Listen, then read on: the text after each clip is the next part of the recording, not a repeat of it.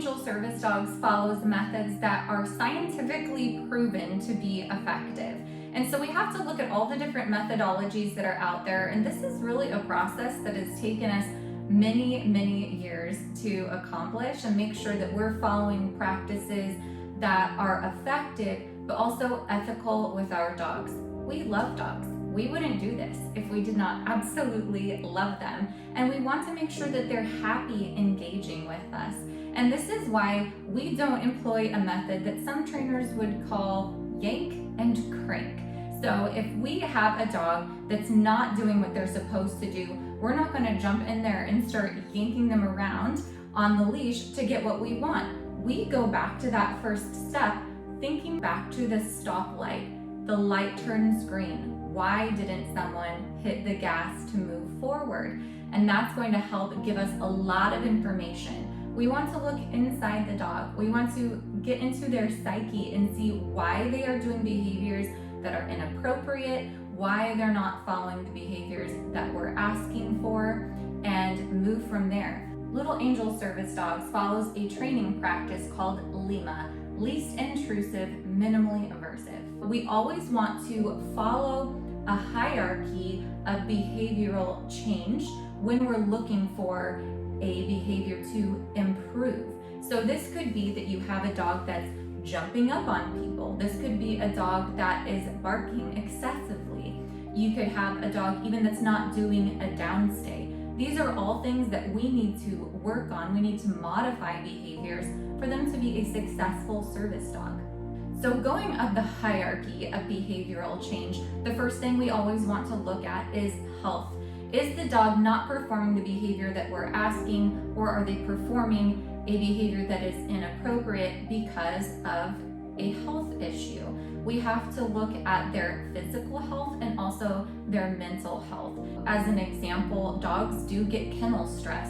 Kennel stress is one of the major reasons that dogs do not graduate as service dogs, because going through the training process, they are just too stressed living in a kennel. And this is why Little Angel Service Dogs employs a method where we have the majority of our dogs living in trainers' homes or fosters' homes. We have dogs in our prison program, and they're getting a lot of one-on-one attention from the volunteer trainers there. And it's really a beautiful thing. We can focus on the dog's unique talents, their unique ability to learn, and maybe any hurdles that they have to be worked through to see success. But of course, we need to make sure that their mental health is very good and physical health is good before we move forward. We also want to look at the environment, at the antecedents, the things that are happening before a behavior occurs. So what's happening before your dog is barking? What's happening before the dog is jumping up on someone? Is there something in the environment that we can control?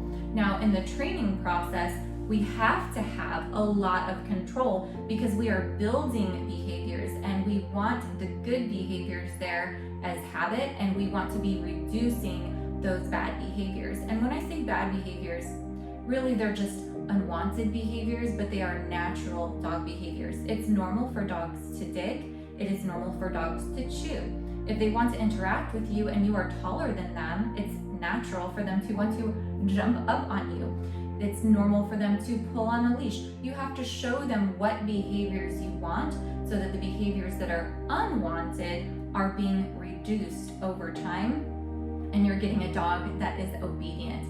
We do need the dogs to have amazing self-control. We do need to make sure that they are not going to be pulling people over, that they're not putting pressure on the leash, that they're going to be a downstay, that they are safe, that they are bomb-proof.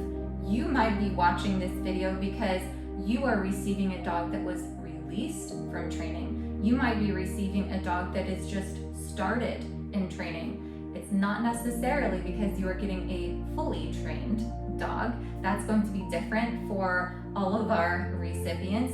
So you have to look at where your dog is in the training process and what behaviors they have and what our goal is. You always need to have a goal. What is it that you want to get at?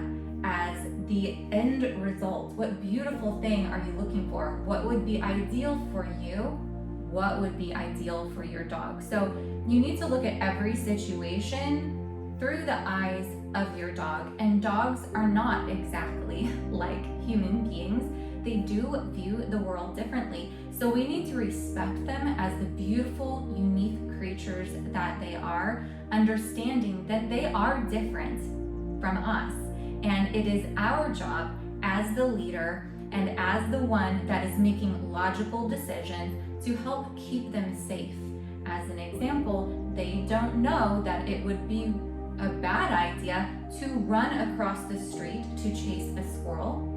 We know that cars are coming and that would be dangerous. So not only is it dangerous for the dog, certainly it was dangerous for the squirrel, but it's also dangerous for the drivers, maybe even for your children that think that they need to go chase the dog to keep it safe.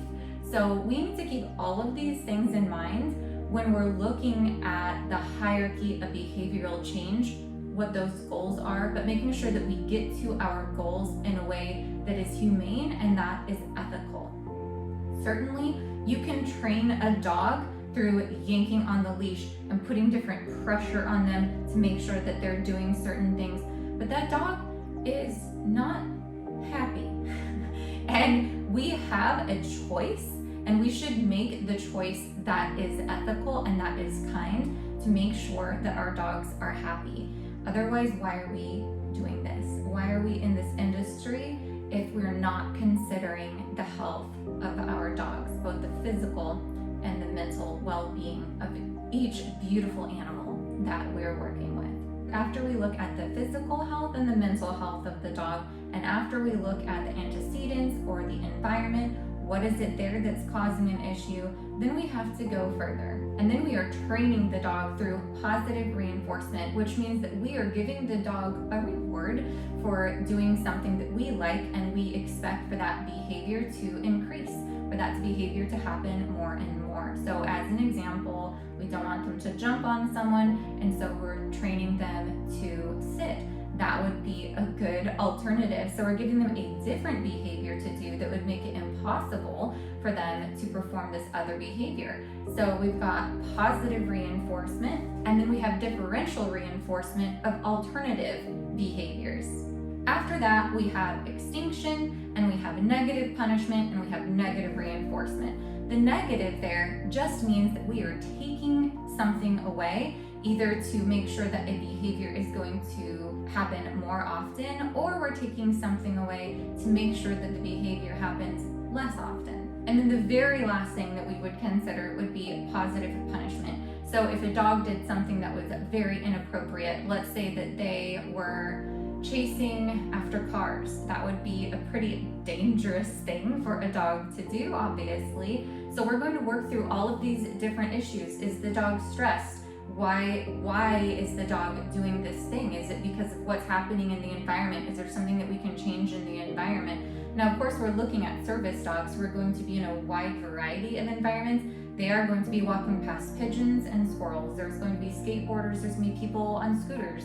There's going to be bicyclists. There's going to be loud semi-trucks and trash trucks. There's going to be grocery carts. There's going to be children running and screaming, and Mylar balloons and costume characters. So no, we cannot always control the environment when we are a service dog handler, taking that dog out into different public settings. We have taken that into account, and we have temperament tested your dog, and we have put them through a lot of different scenarios to make sure that they're going to do well with a wide variety of stimulus that's happening in the environment, all of the different distractions, and we can see that your dog can work through things. And they've worked through so many things that we see that it will be easy for them to be introduced to new things in the environment and in the future. So when we're talking about positive punishment, that is adding something to the situation that's going to make the behavior happen less frequently. So with a yank and crank trainer, they would get in there and they would just immediately snap on the leash if the dog was chasing a car. We have to look at each individual situation, how we can start at a lower level and build on that, asking for the behaviors that we do want, what do we need to do to make sure that the dog is focused on us, that they have an excellent recall, that they have an excellent stay, and that they're not going to be very excited about moving objects. Of course, if you have a dog and it's starting to exhibit any of these scary behaviors, something that could hurt them or hurt someone else, you should contact Little Angel Service Dogs right away. Get in touch with your instructor immediately. It's something that we need to work with you on. Behavior modification is extremely important, and we are there to help support you through the lifetime of your dog. Handler training is just the tip of the iceberg. We are just getting started, but we are here forever to help you on this journey with your dog.